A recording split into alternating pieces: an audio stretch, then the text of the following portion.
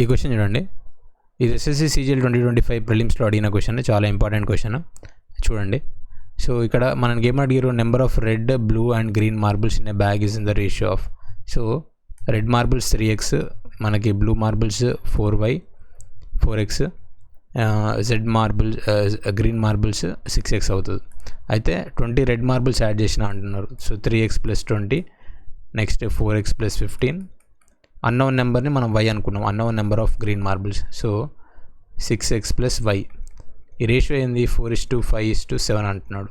So మనకు బేసిక్గా ఏమి ఇచ్చిండు, 3x + 20 / 4x + 15 వాల్యూ 4/5 అన్నాడు.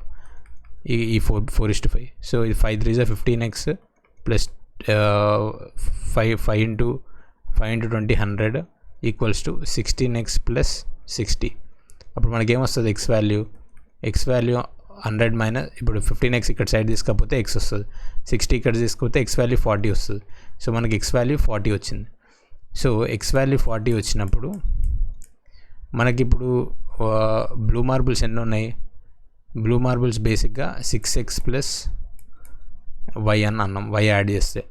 సో 6x అంటే ఎంత, 240 + y. సో మనకి ఇది ఏ మార్బుల్స్, గ్రీన్ మార్బుల్స్.